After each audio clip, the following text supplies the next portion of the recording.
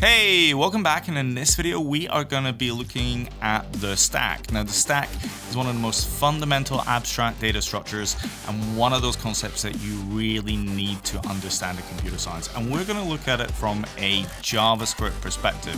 Now from a JavaScript perspective, it doesn't quite behave in the way that you might expect, so listen on.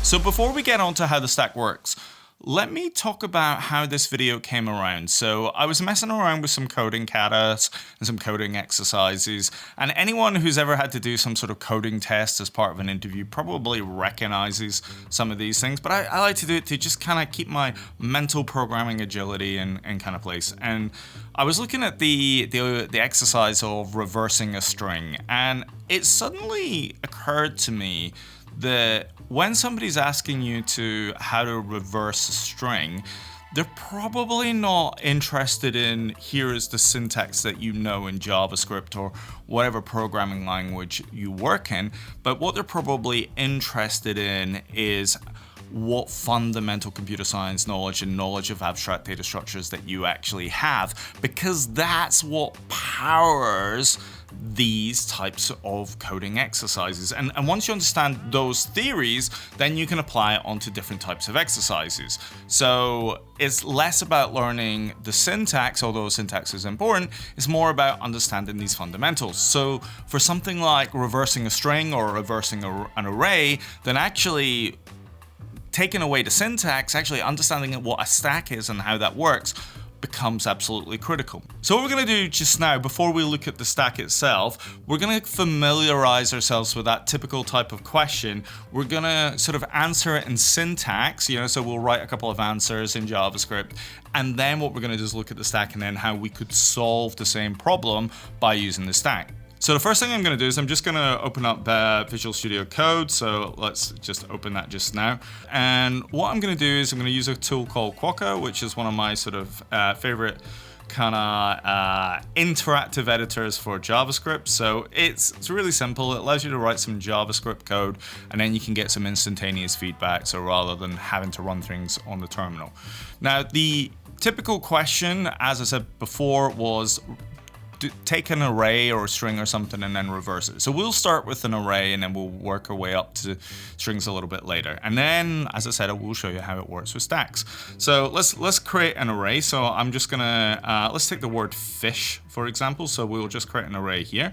And we'll do that. And that will give us fish as an array. And I'm just gonna assign that to a variable called R, and this isn't a pirate show, but let's call it R. It stands for array. It's not me being a pirate. And then we'll just console log that. So I'll console log R, and then you can see fish appears. That's the output, and I can change any of these values. I could put there fish, and then it would just be updated interactively. That's why I like kata in that sense. Let me just make this a little bit bigger, actually. Okay, and we'll get rid of that as well. So I've got my first example. So I've got fish, and I'm logging it out. Now, if I wanted to reverse that, then all I need to do is do an r.reverse, right? And if I just console log that out for a second, so let's console log R, you can see it's coming back with HSIF, so fish is reversed. Now, the first thing to kind of point out there is the reverse function in JavaScript is mutatable, so it's a mutation that's occurring here. It's not a copy. Yeah, so if I were to, as you can kind of see, that console log that I've got there, is fish. I've called our reverse. It's not returning any value. What it's doing is modifying that fish array when I perform the operation. So that's my kind of starting point, and this is sort of what I'm trying to get at, right? If somebody's asking you, please reverse an array or reverse a string, they're not testing if you know how to find the reverse method off of a string. Come on, we all kind of know how to do that, right? What they're trying to get at is some of these fundamentals, which, as I said before, is something like the stack. So this isn't going to be one of those videos where we go through all the 20,000 variations in JavaScript and how you can reverse an array or reverse a string. As I said, we're going to go and look at stacks, which is the fundamental. But for all of those people who like to scream at the screen and go, you could do a reduce on this, please show me how to do it. I will do the reduce, and then we will go into how it works with the stack. So if I was going to do a reduce on this, then how I would do this is I would give it a name. So in this case, I'm going to call it reverse. I'm going to use arrow functions in this case, and I'm going to use function expressions rather than declarations. So we're going to call my function reverse, and in this particular case, I am going to accept in a parameter called r, and here's my arrow function, and then what I'm going to want to do is call reduce on my arrow function, and therefore I also need to provide an arrow function within reduce, which is going to be my reduce function. So in this case, reduces have basically the previous value that you passed in and the current value. So we'll pass in total and we'll pass in cur. Yep. And then we will put another arrow function in here, and all we're going to do is return the total plus the current. Now this will return it as a string, and then we'll turn it back into an array. So if I do total plus cur, and then if I have a look down here and do a console.log reverse, and if I pass in r, you see it's coming back with HSIF, which is what I passed in before. So I'm just going to create myself a new array that we're going to work from. So we'll just copy this from up here. We'll call this R2, not as an R2D2, but R2. So there we go, is R2 is fish. And then we're just going to pass in reverse there, and it's coming back with fish. Now, if I wanted to reverse that as a string, then I could just do a cur plus total, and now it's HSIF. Now, that is how that works, but that's a string and not an array. So if I wanted to return an array, I could just use my dot syntax. So I'll use the spread operator, and then I'll spread total. And then what I want to do, if I wanted to return fish, I could just do comma cur, and you can see it returns fish. And if I wanted to reverse it, I could just put cur before here, and then it's back to HSIF. So that is how I could do that using a reducer. As I said before though, the purpose of this video is not to mess around with all the various JavaScript syntax, it's to understand abstract data types and understand how you could use a stack to solve the exact same problem, and therefore give you an understanding of what a stack is. So here is the stack, as you said.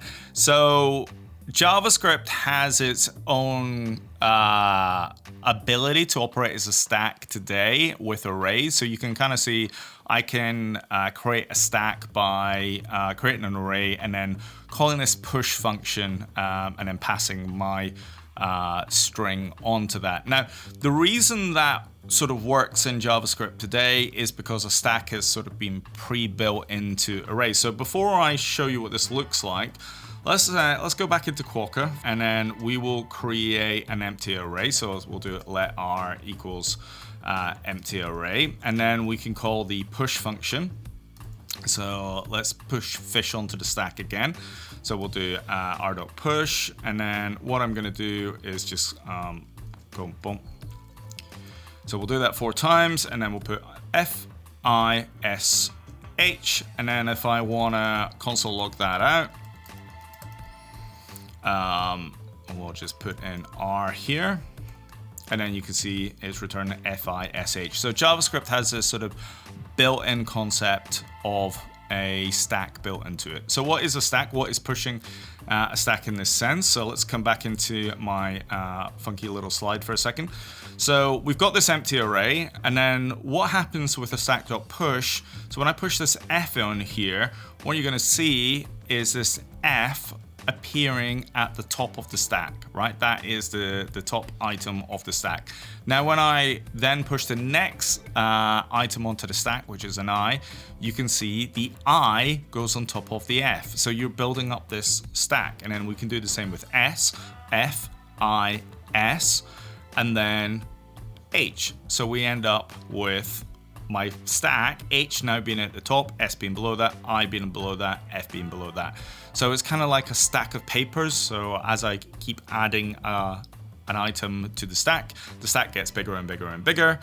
And that's essentially what happens when I'm pushing an item onto the stack. Now, if I wanted to, I could also pop an item from a stack. And how I do that is by calling the pop function. And then you can imagine what a pop's going to do. So if I hit pop, it's going to take the top item off the stack, and then I hit pop again, it takes the next item off the stack. I hit pop again, it takes the next item off the stack, and I hit pop again, and then it's gone. And we can run that sort of same function back into JavaScript. So if I take my array that I've got here, and then let's just take this out of here.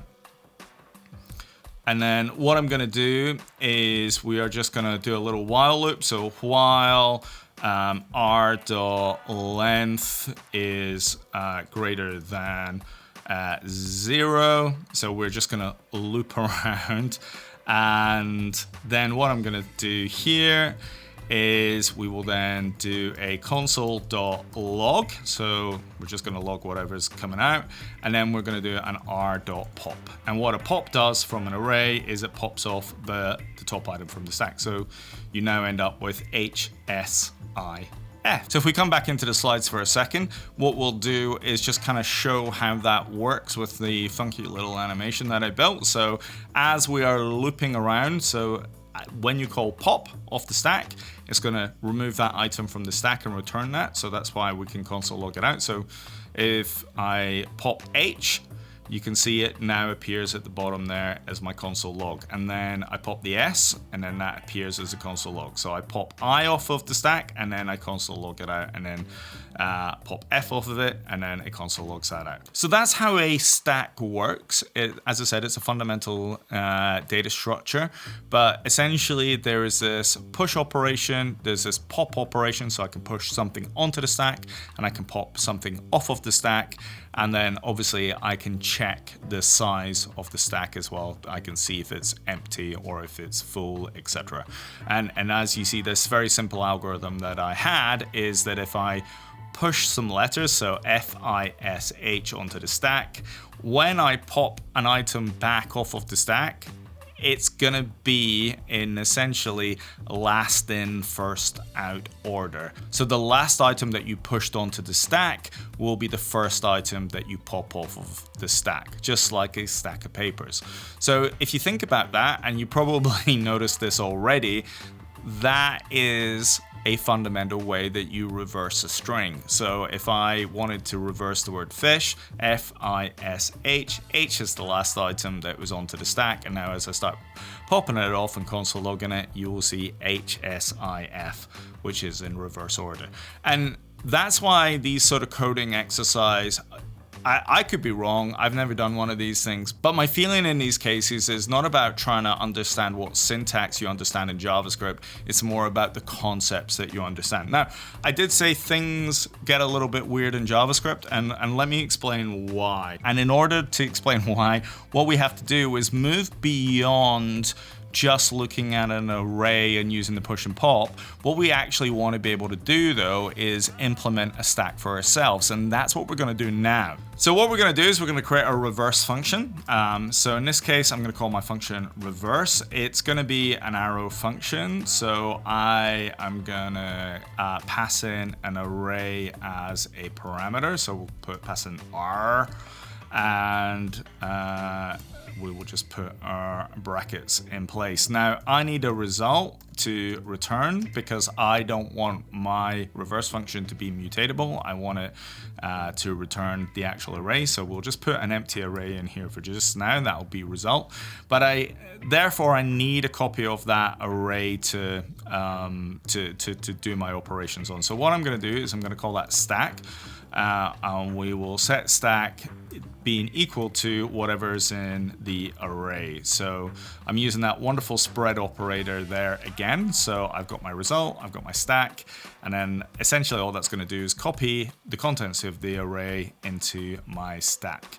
Now, the reason I'm not doing let stack equals R, as we discovered earlier, then R would just copy a reference. So these two things would point to the same thing, and therefore they would mutate. And I don't want that. What I really want is a copy and an isolated. That's why I'm doing a spread operator and copying all the contents of my array into my stack. So now that I've got my stack, all I need to do is loop around my stack. So while stack dot length is greater than 0, and then what we're going to do just now is we're going to do that sort of pop operation that we had before. And then what I'm going to do is pop off the item from the stack, and then I'm going to push it onto the result. So how I do that is I'm going to do a result dot push, and then I'm going to do a stack dot pop. Okay. And that should be the equivalent of what we saw before. So I'm popping off FISH, and then essentially I'm pushing it onto my stack. So the final thing I need to do is return the contents of my stack. So we will return result, because that's where I'm pushing everything onto. And then finally, if I do a console.log, and I call reverse, and then I pass in R, you can see it's now returned HSIF. So I've got my function, which means we're cool. And what we're now going to do is we're going to start creating our own stack manually, rather than using the built-in function or off of the array, and then we will understand how to build a stack from there. So to do that, I'm going to create a class called stack. And that is going to be my new data type, and that's obviously going to be an object. So what I want to be able to do at the moment is the first version of this, I'm going to sort of essentially hide. I'm still going to use an array, but I'm going to hide that underneath. So I am going to create a private variable, and I'm going to call this stack, and that's what I'm going to use to underneath to hold all my variables. So next thing I need is a constructor. So let's create my constructor, and then what I want to be able to do is set the value of the constructor to being an empty array. So I've now got my stack, and I've got an empty array that I'm going to be using. Now you see the squiggly lines, and that's because I need to do this dot stack. So that is a private variable in that sense. So it's a private property. So you cannot access this outside of here. So if I tried to, let's say if I tried to create my stack for a second. So if I did let's get rid of the reverse for just now. So if I try to instantiate that, so let's create a new variable. So we'll call let stack equals new stack. And then if I tried to access there, there's no way I can access that stack, right? It's not going to let me do anything because it's completely private. So I've got my stack there, which is cool. The next thing I need to do is I need to put a push operation, because I want to be able to push items onto the stack. So for just now, I'm going to create a new method on this. So I am going to create something called push. And then I need to accept an item that I'm going to push onto the stack. So we'll push an item. And then what we're going to do is for just now, we are going to use the push operation on the stack. But of course, we're going to change that as we go along. So if I call this.stack.push and call item, then this is now being pushed onto my stack. And similarly, if I wanted to pop something from the stack, then I could do the same thing. So I will do a pop. And then we will do the same thing here. So I will return this dot hash stack dot pop. I don't need an item in this case. And then that's going to pop that item off of the stack. If I wanted to get the size, so we'll call that a length at the moment, then I'll create a getter.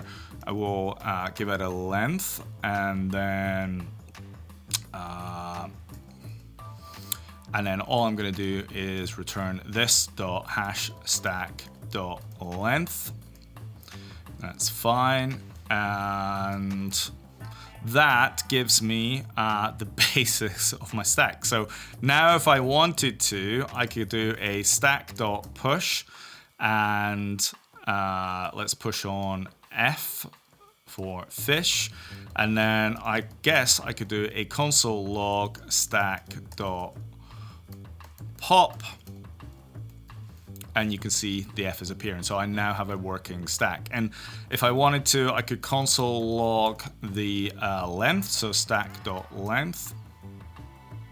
And then you see it's a 1 there. And then if I console log the length after the pop, you can see it's 0. So my pushing and my popping is working. Now, one of the other things that you need in a stack in general is you want the ability to peek at whatever is at the top of the stack without popping it. So it's like a pop, but rather than taking the item off, you just see what's there. So we can do a peek very quickly. So we'll copy the pop, and then we'll do a peek. And actually, I shouldn't have copied the pop here. So we're going to do a peek, and let's tidy that up. That pop shouldn't have an item on there. And then all I'm going to do is return from the stack whatever is the item there. So we can just essentially put in this dot length -1, and then if I run that, if we do a console.log stack.peek, you can see the F, but the important thing is that it is not popped off there, which is really important. All right, now that we've got our stack working, what we want to do is change our reverse that we created earlier and make that work with the stack. So what I'm going to do here is I'm going to take the reverse. In fact, I'm going to take all of this up here, and we're going to bring this down a little bit. So we're going to keep our stack up here. And then what I'm going to do is I'm going to take my array here. We're going to get rid of this console log for a second. And then we're going to move this down here for a second. So from a reverse function perspective, rather than passing in an array, we're going to be passing in a stack. So for clarity, I'm just going to call this stack. Because I'm going to be passing my stack in, I don't need to do anything and do any spreading on it, because that's going to be there automatically. I'm going to do the same thing as I did before. I've still got a length on my stack. I've still got a push, and I've still got a pop. So I'm going to do the same thing as I did before, and sort of do my stack.pop, put it onto this array here to output it, and then return it. So that kind of works there. I'm going to get rid of this SIH. What we need to do is just push the values that we had on there before. So we'll just put in FISH. And you can see that I've got fish now onto my stack. My stack length is 4, and then I can peek the last value, which was H, and then if I pop it, it's 3. So that's all working in that sense. So I'm going to remove all of this, and then what we are going to do is run a reverse, and we'll just do a console.log. We will call reverse as we did before. And then we are going to pass in stack, and then we get HSIF. So we've got rid of the array that we were doing before, and we're now running with the stack class that we created there. Now, I think we're probably not entirely happy with this operation, because we're still relying on this push and this pop from the array. So what we want to be able to now do is implement the push and the pop ourselves. So we're going to do that. So in order to push an item onto an array in JavaScript, I can of course use this push mechanism, but the other way I can do that is I can just add an item onto the end. So the way that I can do that is by essentially let's take this .stack.length, and then what I'm going to do now is, rather than doing a -1, I'm just going to add a new item onto that. So let's just close that, and we're going to say this is equal to item. So what we're essentially doing there is, if I had fish, then if I wanted to add a new item on top, I'm just putting it as one item above, so it's an element higher. So in this case, all I'm doing is setting this, I'm creating a new maximum value and then setting that item. So that is the sort of push. So if I were to go down to the bottom here, and then as you can see, if I do a stack.push and we'll just add a y on there, you can see that I pushed on y. My function it's still working as it stands, right? So even though I've replaced this push operation, it's sort of dealt with. Now the next thing that I want to be able to do is deal with the pop. So rather than calling the pop function there, what I can do is essentially get the last item from the stack. So the way to do that would be to let's say let item equals this.stack pop. Rather than pop, we will use the this.length -1. Actually, we will use the this.stack .length -1.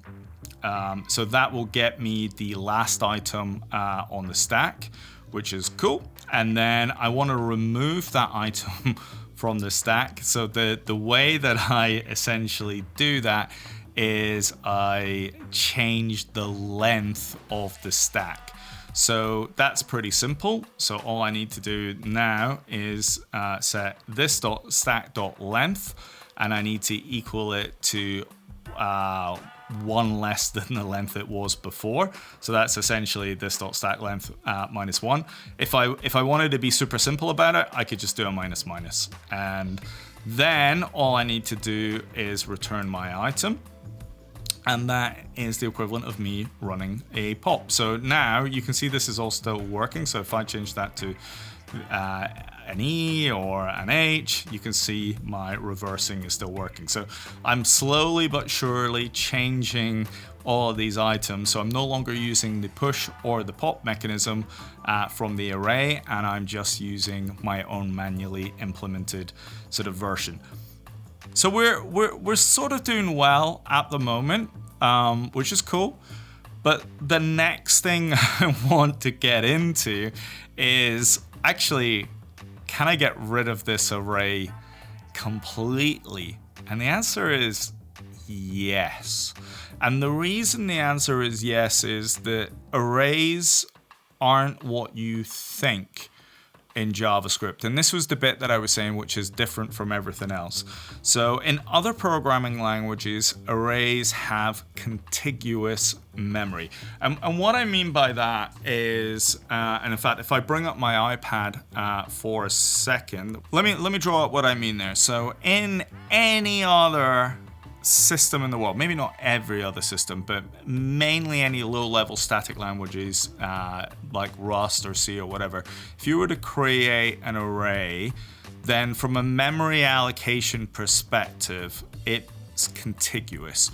So you could take this sort of starting memory block, maybe address 0, and then you could put in a character. So you could put in, let's stick in A, B, C, D, and then how memory is allocated would be in order. So this could be 2 bytes, this could be 2 bytes, this would be 2 bytes, but they are essentially in order. They are contiguous. And that makes it super efficient to kind of go up and down the stack and be able to run, because you're not jumping from memory location to memory location. You know, essentially, if this was sort of a size of 2 bytes or whatever, it would be 0 plus 2 plus 2 plus 2 plus 2. And so essentially, just by adding 2 all the time, you could get there. JavaScript doesn't quite work that way, right? JavaScript is, if we look at how arrays are actually created in JavaScript, then an array is essentially an object, right? It's got different methods, etc. But underneath the hood, it's an object, which means that it works in the heap. It's not working with contiguous memory. In fact, it's completely uncontiguous. Now, there is optimizations to various JavaScript interpreters. So V8, for example, has a whole set of optimizations for things like integers, which effectively make it contiguous in that sense. But that's really an implementation of the underlying interpreter or underlying engine, but essentially it's non-contiguous. So you could have a piece of memory that's having A here, and that could be at memory location 1, and then you could have B, and then you could have C, and that could be 0, 1, 2, but they could be in different memory locations altogether. That could be at 2, 3, 2, this could be at 1, 3, 1, and then that sort of joins that all together. So that's something to kind of be aware of. But since therefore JavaScript arrays are essentially objects, there's nothing stopping me from doing that. So rather than declaring my stack as an array, I can get rid of it completely, and I can put in these 2 brackets, and now I'm just creating my stack off of an object. Now, that becomes super interesting. So if we were to look at this, well, actually, if I was pushing an item onto the stack, this.length equals item, then I'm sort of good. Yeah, so that will continue to work. Now, problem is, I don't really have a length. I want to start to be able to deal with that myself. So the next thing I'm going to do in this sense, I'm going to start to track the size of the array myself. So I am going to add in something called a length here, which is going to be fine. And then I am going to set my length equal to 0, which is cool. And then I'm gonna, that get length, I'm now gonna return this.length here. So, and we'll put that here. So I'm now in control of my length. For easiness sake, I am gonna then just start using my this.length here. So this.length minus 1. I'm gonna get rid of this, and this is gonna be a this.length minus minus. So what I'm doing here is I'm going through all my operations, my pushes and my pops, and I'm now using my new length. So every time I pop something, I'm going to do a minus minus, and every time I push, then I'm obviously going to increase my length as well. So I'm going to change this so that the stack.length is a plus plus. Let's get rid of the stack part. And the last thing that I need to do here is equals item. So my push works, my pop works, my peak now works, and I've now sort of modified everything so that we're in a good place. But so even though I've sort of moved everything into my sort of new structure, I haven't deleted this object on a pop, right? So I've converted everything there, but I still haven't deleted this object, right? I may have minus my count there, but it still exists. So let's pause for a second before I do the final part. I've now introduced I've now converted my stack so that it's an object rather than an array, but arrays are objects anyway. I'm now controlling the length of the array, my stack myself, by introducing this new property called length, and I've set it to 0. Now, whenever I push an item onto the stack, I'm obviously doing what I did before, which is I'm setting the item on the index to there. I'm obviously incrementing my length every time I push an item off. when I pop an item, and then I'm doing a this.length minus minus. I'm going to come back to this in a second. So my pop works in the same way. And then I can peek. I'm just looking at the index for this.length minus 1. So that's all good on that sense as well. And then obviously I'm getting a length there at the end. So the last thing is, as I said, I'm not dealing with my memory allocation. I may be decreasing the length of that counter, but this item is still so even though I'm returning my previous item when I'm popping, I'm not removing it from the array. So to remove that from the array, what I need to do is run a delete. So to do that, I use I think it's ES6 introduced it, but the delete property. And then I'm going to run that on my stack. So I'm going to say delete this stack, and then I'm going to pass in the item I want to delete, which is going to be this dot stack length minus 1, because that's the last item on the stack. And then that is going to delete the item. So now if I come back into my stack and we start messing around with it, do an E on that, an H, you can see my reverse is still working. So now I've got a fully implemented stack where I can push, I can pop, and I've got nothing from my array previously. Alrighty, so you're probably thinking to yourself, well, if an array is an object anyway, and I've implemented my stack, what is the difference between a stack and an object in that sense? And that is a fantastic question. So what we're going to do is we're going to add a new method onto our stack, and I'm going to call it log. And all we're going to do is do a console.log, and we're going to log out whatever our stack is. So let's just do that. So console log this.stack. And you see there's nothing coming up just now, but if I were just to add in a stack.log at the bottom here, you see nothing appears there because it's going to do it up here. And you see FISH. So what's actually occurring is our stack is indexing things as 0, 1, 2, 3. Yeah, so that's how it. So when you think about an array is just an indexed object. That is the underlying structure of an array underneath the hood. Alrighty, so what we're going to do now is just to prove that these things are the same thing underneath. What I'm going to do is I'm going to take what we just built there, and I'm going to move that into another folder. I'm going to move it out of Quokka, and I'm going to shove it into or play this sort of predefined Node.js folder. So I've moved my stack into here for a second. So what I'm going to do now is I'm very quickly going to create a function called hello. The reason I'm going to call this function hello is what I want to be able to do is look at the underlying bytecode and compare the two. So I'm going to do this as an arrow function. We're just going to put in the stack that we created earlier, so we're just going to push in FISH, and then I'm just going to return one of the values of the stack. So we'll just do a peek on that. So we will peek, and then we'll return that value, and then I'm just going to console log out the hello. So we'll call hello here, and if we then switch to my terminal for a second, and if I run node00play.js, which is the name of the file, you can see it returns H as we would expect. So if I wanted to convert that from a stack to an array, then all I need to do is do this to make it an array rather than a stack. Obviously, stack.peek's not going to work, so I would need to return stack.length -1. If I save that, run node play, you see it returns the H, so it works.